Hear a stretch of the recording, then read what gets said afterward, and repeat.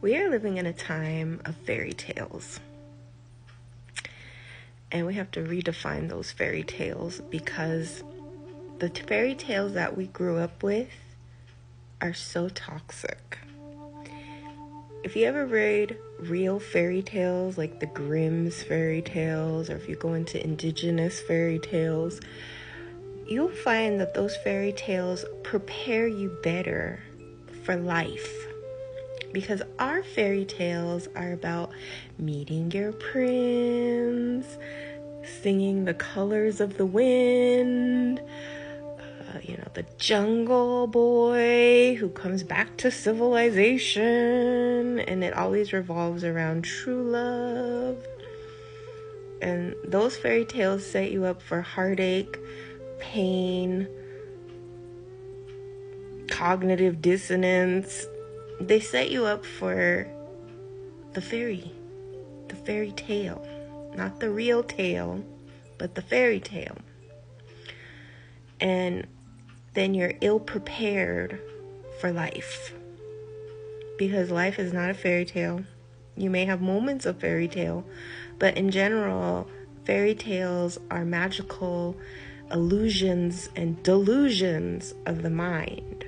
So when you go into indigenous fairy tales, which are not fairy real tales, it always talks about monsters and demon type creatures and overcoming struggle and adversity, and a lot of times not getting your way, the unfair aspects of life, and what we call reality.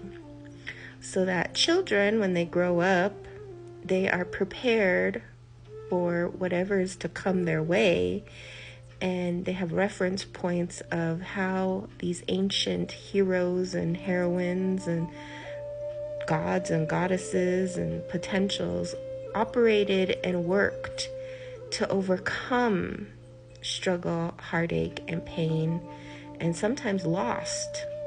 And knowing that loss is a part of life, that sometimes you will win, sometimes you will lose, and what are the core values and ethics and morals that you have to, maintain, that will get you through those life events, those grim moments, those heartache moments.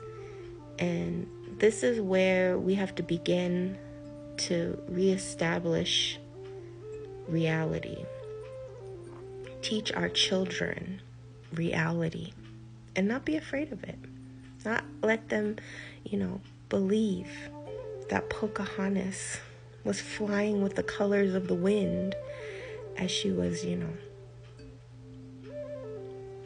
Go read about her. Go see that she was a child. She wasn't an adult. She was a child. And what actually happened to her? That's not a fairy tale. That's a grim tale. That's a reality tale. And when we know the truth about these things, we don't grow up in delusional land. And so if you have children, I would encourage you to teach them the real stories in a gentle way, but in a real way. Because we have to start shaping that next generation to be the warriors, to be the peacekeepers, to understand who they are, where they come from, and to heal those generational traumas. Otherwise, everything just keeps going around in some delusional fairyland, and people wonder why their lives are the way they are. Something to think about.